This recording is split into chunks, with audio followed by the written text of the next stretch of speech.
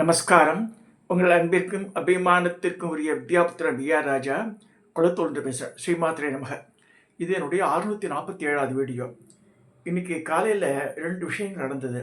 So அதை base பண்ணி தான் இந்த டாப்பிக்கை எடுத்திருக்கேன்.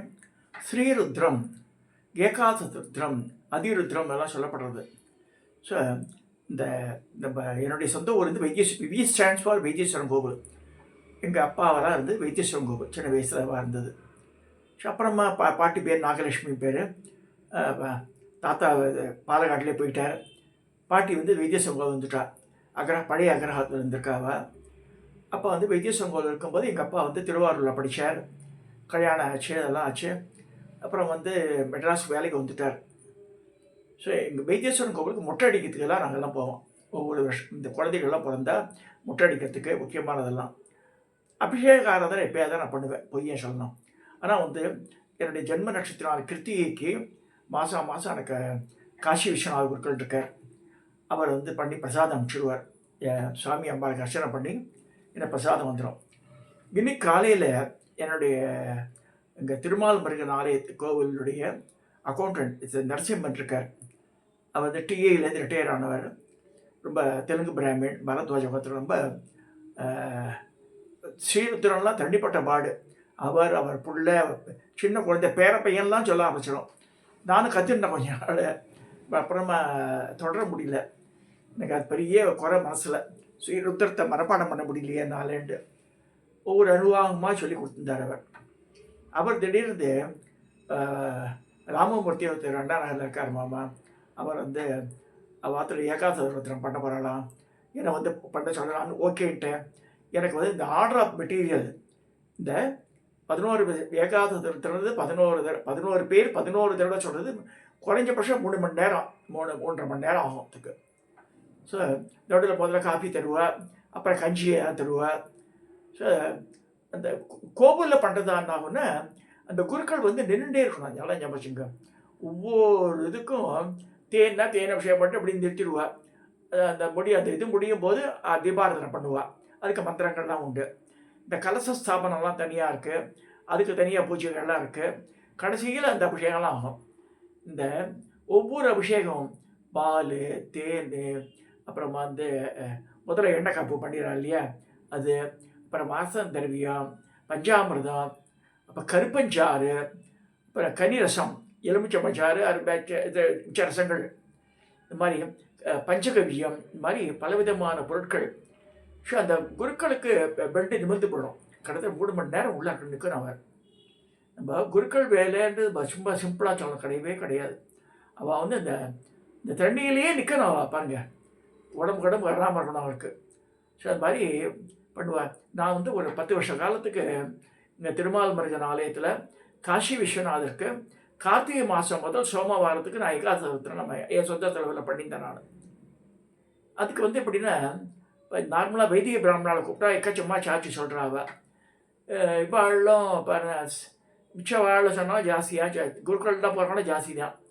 இந்த இப்போ சாதாரணமாக இருக்கவா பிராமணாவில் இருக்கிறவா ஸ்ரீருத்ரம் கற்றுக்கிறா இல்லையா, அவளாம் ஒன்றுமே வேணாண்டுவா. பட் இதுதான் மனசாகாது. நான் அந்த காலத்து 100 ரூபா கொடுப்பேன். சம்டைம்ஸ் வேஷ்டி வாங்கி கொடுத்துருக்கேன். இப்போ ரீசெண்டாக மேல்முதலம்பேட்டில் பண்ணும்போது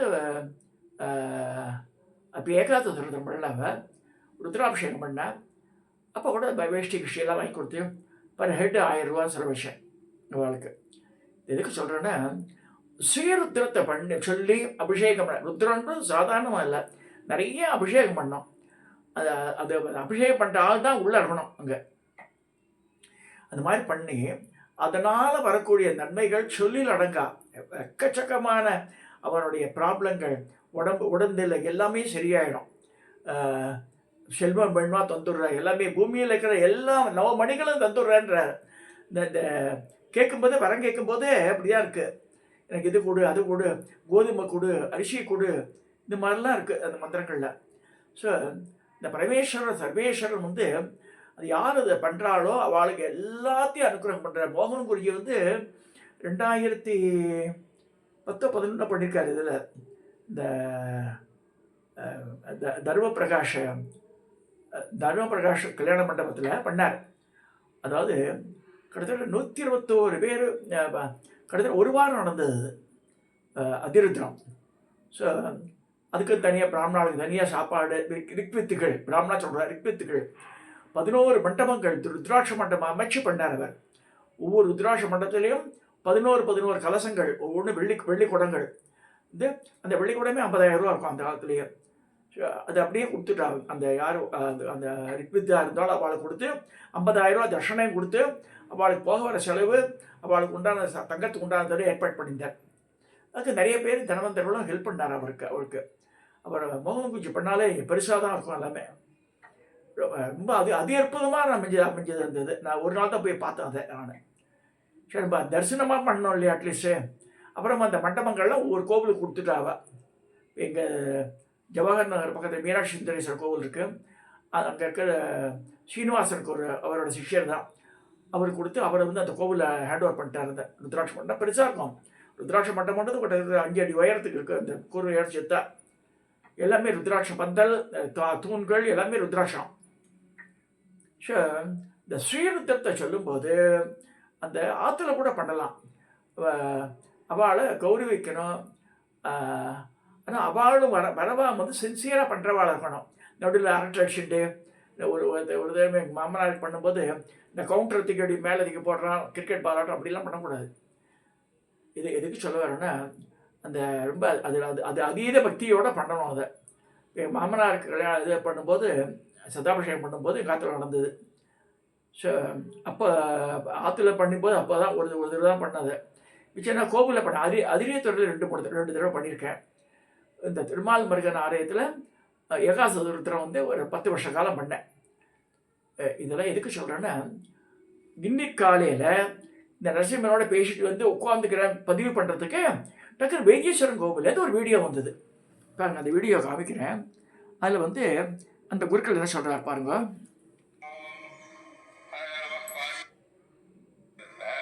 அதுக்காக இந்த விளக்கத்தை சொல்கிறேன். பொதுவாக மகன்யாச ருத்ராபிஷேகம் அப்படின்னு சொல்கிறது, ஏகாதச ருத்ராபிஷேகம் அப்படின்னு சொல்கிறது சர்வ பிராயச்சித்தம்னு பேர். எல்லா விதமான காரியங்களுக்கும் பிராயச்சித்தம் மண்டல மகன்யாச ருத்ராபிஷேகம். இந்த மகன்யாச ருத்ராபிஷேகம் பண்ணிட்டோம் அப்படின்னா வாழ்க்கையில் இருக்கக்கூடிய அனைத்து வித பாவங்கள், சங்கடங்கள் எல்லாமே பிராயச்சித்தமாகிடும், சரியா போயிடும். அப்படி இருக்கும் பொழுது இந்த 60 கல்யாணம் பண்ணிடணும்னு நினைக்கிறவா, 70 கல்யாணம் பண்ணிடணும்னு நினைக்கிறவா, 70 கல்யாணம் பண்ணிடணும்னு நினைக்கிறவா, எல்லா கல்யாணத்துலையும் பார்த்தேன்னா இந்த ஏகாதச ருத்ராபிஷேகம் விசேஷமாக நடக்கும். 11 ருத்ரனுக்கான பூஜை. அப்போ சுவாமிக்கு மகன்யாச ருத்ராபிஷேகம் 11 பேர் ஜெபம் பண்ணி 11 பேர் அதுக்கு ஹோமம் பண்ணி சுவாமிக்கு அபிஷேகம் பண்ணுறது அப்படிங்கிறது ரொம்ப வசதி. அதை பண்ணிட்டோம் அப்படின்னு சொன்னால் எல்லா விதமான சங்கடங்களும் சரியாக போயிடும். அதில் விசேஷம் என்ன அப்படின்னா, இது வைத்தீஸ்வரன் கோயிலில் நடக்கிறது. வைத்தீஸ்வரன் கோயிலில் நடக்கிறதுனால சரீரத்தில் இருக்கக்கூடிய எல்லா விதமான வியாதிகளும் சரியாக போயிடும். அதில் இன்னொரு விசேஷம், இது அங்காரக க்ஷேத்திரம். அங்காரக க்ஷேத்திரத்தில் அதை பண்ணிக்கிறோம் அப்படின்னு சொல்கிறதுனால கல்யாணம், குழந்தைகள் பாக்கியம், ஏகப்பட்ட சங்கடங்கள் எதாக இருந்தாலும் வைத்தீஸ்வரன் கோயிலில் இந்த மகன்யாச ருத்ராபிஷேகம் சுவாமிக்கு நம்ம பண்ணி வச்சோம் அப்படின்னா எல்லா விதமான காரியங்களும் நல்லபடியாக இருக்கும். விசேஷம் என்ன அப்படின்னா, இந்த சர்வ பிராயச்சித்தம், எல்லா விதமான சங்கடங்களும் சரியாக போயிடும். 48 நாள் விசேஷமாக நடக்குது. அதில் இன்னொரு விசேஷம், அவ நட்சத்திரத்தை அன்னைக்கு நம்ம அந்த அபிஷேகத்தை பண்ணிட்டோம், சுவாமிக்கு அபிஷேகம் பண்ணி வைக்கிறோம் அப்படின்னு சொன்னால் இதோட வசதி வேறு கிடையாது. நம்மகிட்ட இருக்கிறதுல வேதத்தில் ருத்ரம்ங்கிறது அவ்வளோ வசதி. யஜுர்வேதத்தில் மத்திய பாகம் ருத்ரம். இந்த ருத்ரத்தை 11 சொல்கிறது. இதுக்கு காட்டியும் இதோட பெரிய வசதி அப்படின்னு சொல்கிறது வேற கிடையாது. அதனால எல்லாரும் கலந்துட்டு எல்லாரும் சகல சௌபாகியங்களோட வாழணும் அப்படின்னு சொல்லிட்டு வைத்தியநாசாமியை பிரார்த்தனை பண்ணிக்கிறேன். ஹர ஹர நம பார்வதி பதை, ஹர ஹர மகாதேவா. இந்த இதை கேட்ட உடனே எனக்கு ரொம்ப மனசு புலகாங்கிதமாயிடுது. ரொம்ப அழகாக பண்ணுறாங்க வைத்தீஸ்வரன் கோவிலில். இன்னிலேருந்து ஆரம்பம், 25ஆம் தேதியில் ஆரம்பம். அஸ்வினி நட்சத்திரம் ஆரம்பிச்சிருக்கா. என் பெரிய பொண்ணு அஸ்வினி நட்சத்திரம். ஸோ அதனால் இன்றைக்கி உடனடியே 1000 ரூபா என்னால் அனுப்பிச்சு. எவ்வளோ தேடின் டிமாண்ட் எனத்தையும் உங்களால் என்ன செய்யுமோ பண்ணுங்க மாமா. இப்படின்னு டாஸ்க்கு இந்த கோத்திரம், நட்சத்திரம், பேர், ராசி அதை மட்டும் அனுப்புங்கன்னு. ஸோ வாட்ஸ்அப்பில் வாழ்க்கை அனுப்பிச்சிட்டேன். அங்கே நடக்கிறது முதல்ல பூர்வாங்க மாட்டம் நடந்துட்டு இல்லை. இது வந்து இன்னைக்கு ஆரம்பித்து 48 நாள் நடக்க போகிறது வைத்தீஸ்வரன் கோவிலில். எஸ்பெஷலி யார் வியாதியில் படுத்துட்டு இருக்காளோ அவள்லாம் செய்யலாம் அதை. இது வந்து சுவாமியினுடைய அனுகிரகத்தினால தான் நான் பேசுகிறேன். அது அவனாலே அவன்தாள் வடங்கி சொல்லிட்டு யாராவது வேணும்னா என்னை வாட்ஸ்அப்பில் கான்டாக்ட் பண்ணால் அவளுடைய contact number you can send through GPay அனுப்பலாம். இப்போ நான் இதோட படிச்சிடுறேன், அந்த நம்பரை நீங்கள் அனுப்பிச்சி வைக்கலாம். நானும் அனுப்பிச்சி வச்சேன் 1000 ரூபாய் காலையில். எவ்வளோ வேணால் அனுப்பலாம்.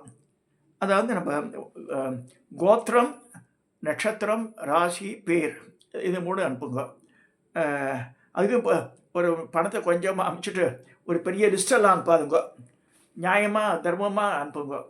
இது ஒரு பணம் அனுப்பிச்சா வந்து அது வந்து ஒரு 1-2 பேர் பெரிய ஆற்று பெரியவாளுக்கு அனுப்பலாம். இல்லை யாருக்கா உடம்புல சரியில்லாத அவளுக்கா சங்கல்பம் பண்ணி அனுப்ப சொல்லலாம். ஸோ இவாளுடைய நம்பர் அந்த ஒரே நம்பர் தான் சொன்னான் என்கிட்ட. அவள் அந்த நம்பரை கொடுத்துட்றேன் நான் இப்போ உங்களுக்கு. அந்த நம்பரை படிக்கிறேன், தயவுசெய்து நோட் பண்ணிக்கோங்க. இந்த வைத்தீஸ்வரன் கோவில் நம்பரை படிச்சுடுறேன் நான்.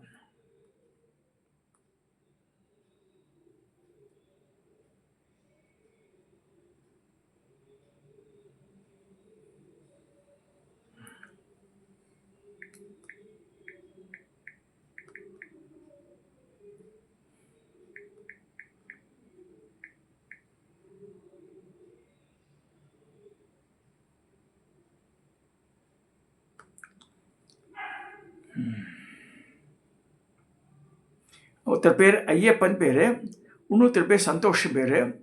அவருடைய நம்பர் வந்து நல்லா படிக்கிறேன் கேளுங்க.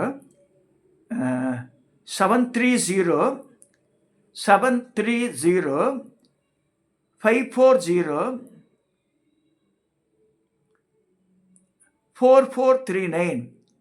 730-540-4439. Again I repeat, 730-540-4439. இதுதான் அவளோட கான்டாக்ட் நம்பர். அவளுடைய ஜிபே நம்பர் இதுதான். இதை அனுப்பிச்சிட்டு வாட்ஸ்அப்பில் தகவல் அனுப்பிச்சி வச்சுருங்க அவளுக்கு. They will do it. இன்னில ஆரம்பிச்சதோட அஸ்வினி நட்சத்திரக்காராக இன்றைக்கி ஆட் பண்ணிக்க முடியாது. மிச்சம் அடுத்த நட்சத்திரக்காரர்கள்லாம் ஆட் பண்ணிக்கலாம். பட் 48 நாள் நடக்க போகிறது. மருந்து ரூபமாக இருக்கிற வைத்தீஸ்வரன் நமக்கெல்லாம் வந்து வியாதி வியாக்கெல்லாம் இல்லாமல் இருக்கணும். அதாவது பணம் இருக்கலாம், வியாதி இல்லாமல் இருக்கணும். ஆரோக்கியமான வாழ்வு வேணும்னா வைத்தீஸ்வரன் தான் அருள் புரியணும். வைத்தீஸ்வரர் தையலாகி சமேத வைத்தீஸ்வரன் ஆர் பாலாம்பிகா சமேத இந்த வைத்தியநாத சுவாமி தான் நமக்கு கருணகாத்மா சொல்லி இந்த பதிவை நான் நிறைவேற்றியேன். தயவுசெய்து இந்த மாதிரி ஏதாவது ஒன்று நம்ம அப்படியே ஆற்றுல பண்ணுறதா இருந்தால் கூட ஒரு 15,000 ரூபா கிடச்சிட்டு ஆகும். அதுக்கு குறைஞ்சபட்சம் நான் சொல்கிறேன். ஜாஸ்தியாக பண்ணால் 20,000 ரூபா ஆகும். நாட்டில் ஒரு வேளை போஜனத்துக்காக தரணும். அவளுக்கு காற்று அட்டுப்பன் தரணும். இல்லைன்னா காலையில் காப்பியை குடிச்சிட்டு பைத்தங்கஞ்சி குடிச்சிட்டு மத்தியானம் லஞ்ச் ப்ரொவைட் பண்ணணும். 11 பேரை ஒரு 1-2 எக்ஸ்ட்ரா வச்சுக்கோங்க. அது மனுஷன் ஒரு 15 பேர் ஷாப் பண்ணோன்னா கூட அதை நல்லபடியாக பண்ணணும். அதை ஸோ அவளுக்கெல்லாம் தட்சணம் தரணும். ஸோ இதெல்லாம் பண்ணுறது பட இதெல்லாம் ஒருத்தர் பண்ணுறது தனி மனிதனாக பண்ணுறது கொஞ்சம் கஷ்டம். கொஞ்சம் வசதி வாய்ப்புகள் இருக்கணும். அது மாதிரி பண்ணுறவாளுக்கு வஸ்திரங்கள் வாங்கி தரணும். இதெல்லாம் இருக்குது, நிறைய விஷயங்கள். அப்புறம் அபிஷேக மெட்டீரியல் இருக்குது. ஸோ தனி ஒருவனாக பண்ணுறதுன்றது இந்த காலத்தில் எல்லாமே காஸ்ட்லியாக இருக்கிறதுனால கொஞ்சம் கஷ்டம். இந்த மாதிரி குரூப்பில் பண்ணும்போது நம்ம சேர்ந்து நினைச்சுக்கலாம். ஒரு நல்ல க்ஷேத்திரத்தில் நடக்குது, 48 நாள் நடக்கிறது. ரிமைண்டர். ஸோ அதனால் இந்த வைபவத்தில் கலந்துட்டு எல்லாரும் சகல சௌபாக்கியத்தோட ஆரோக்கியத்தோடு இருக்கணும்னு வேண்டிட்டு நான் இந்த பதிவை நிறைவு செய்கிறேன். இதை சப்ஸ்கிரைப் பண்ணுங்க, ஷேர் பண்ணுங்க, லைக் பண்ணுங்க.